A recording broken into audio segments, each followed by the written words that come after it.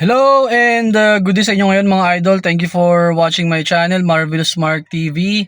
In today's video po pala, meron ako sa inyong dalawang good news. Okay, so share ko lang po sa inyo kasi kahapon nagpagasolina po kami ng asawa ko sa Shell. So meron po pala silang promo na kapag nagbayad ka sa kanila gamit ang inyong GCash na tap to pay, magkakaroon po kayo ng discount na 3 pesos per liter.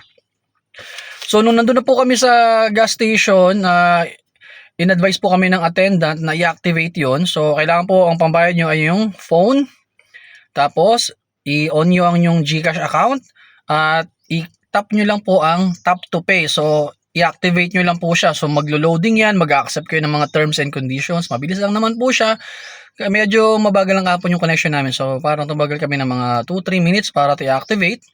At pagkatapos, i-automatic po nila yung i-discount na nila. Tapos ilalagay nila yung amount na dapat mong bayaran. At itatap nila yung kanilang pang-tap na pang-payment. So automatic na yung discount. So pakita ko lang po sa inyo yung resibo na aming binayaran kahapon. So kung makikita nyo po, sana po malinaw, no? Ang original po na amount niyan ay 2,739 pesos at 27 centavos. Yun po yung full tank na price, no? Tapos ang binayaran na lang po namin dahil nagkaroon kami ng discount na 3 pesos per liter. So ang na-discount po namin ay andyan 101 pesos and 58 centavos. Kaya ang binayaran na lang sa imbes na 2,739 pesos and 27 centavos ay 2,637 pesos na lang po and 69 centavos. Andiyan po sa resibo. So sana nakikita nyo siya. Malinaw po ba? Malabo? Ayan.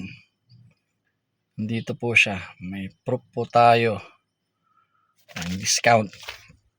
At pangalawa naman po na good news din. So kanina ay napadaan kami sa Pateros kasi galing po kami sa pa-therapy ng asawa ko, no? Nung napadaan kami sa Pateros, meron po pala diyan na murang bagong gas station. Jade Blue ang pangalan po ng gas station.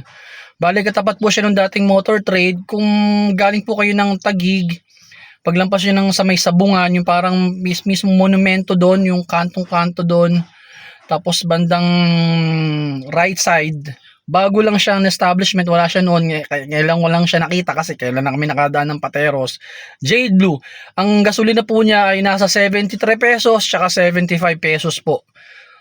Yun ay isa sa mga pinakamurang gas station na nakita ko po ngayon. Eh syempre mga iba pong mga kilalang mga gas station nasa 80 something pa or nasa 78 something yung gas yung iba 79. Pero yun, murang-mura. So, yun yun po ang dalawang good news. Thank you po. At sana nakatulong sa inyo ngayon at lalo mataas ang presyo ng gasolina. Thank you po for watching my channel. Bye!